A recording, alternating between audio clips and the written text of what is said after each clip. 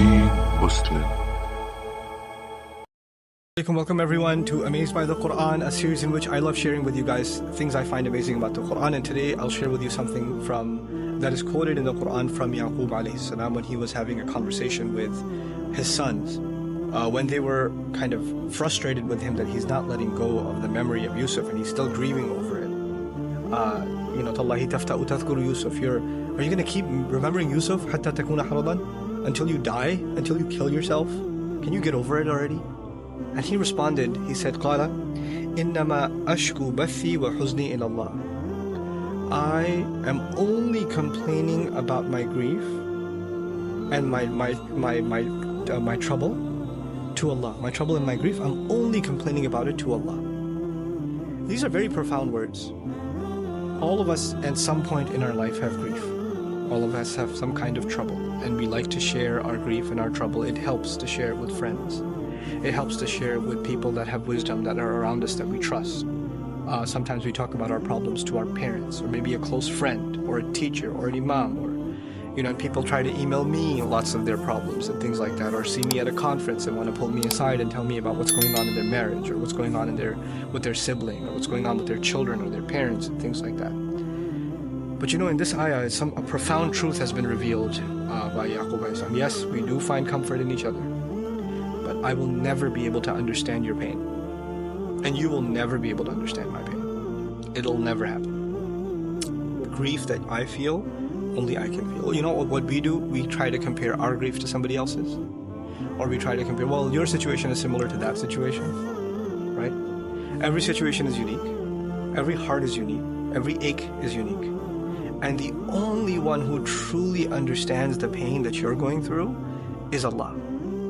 The word innama here is significant because you have to understand first and foremost that the only one who will truly understand what you're going through and sympathize with you like no one else is capable of sympathizing with you, even the best of your friends, is going to be Allah. And he says, وَأَعْلَمُ مِنَ اللَّهِ مَا لَا تَعْلَمُونَ. I know something from Allah that you people don't know. I know that Allah knows me the way you can never know. It's almost implied inside that ayah, among other things, that this is kind of one of the fundamental cornerstones of putting trust in Allah, knowing that He understands you like nobody else can understand you, knowing that He feels for you like nobody else can feel for you. He sympathizes with you like nobody else can sympathize with you. So your first wave of complaint and your first wave of lament is actually to Allah Himself. Ya Allah, you know what I'm going through. I speak to you.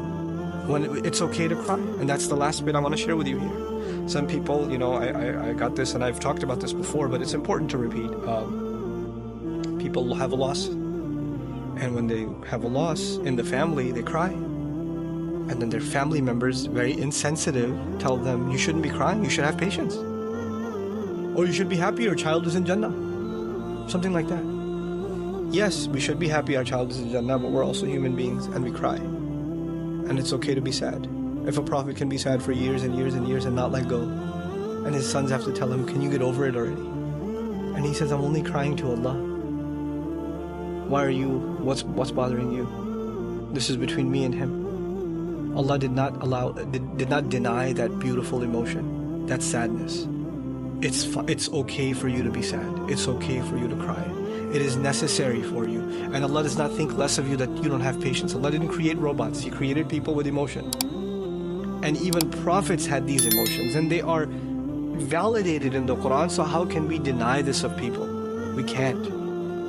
This is something that Allah put as a gift for us, that we are able to complain to them. By the way, when you meet someone that truly loves you and you get to talk to them and pour your heart out, you will start crying uncontrollably anyway.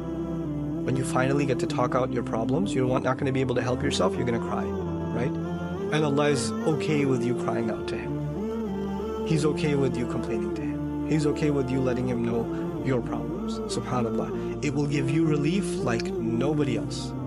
SubhanAllah. May Allah Azza wa Jal give us relief in our moments of sadness and allow us to not be oppressive to ourselves and to others when it comes to expressing our emotion.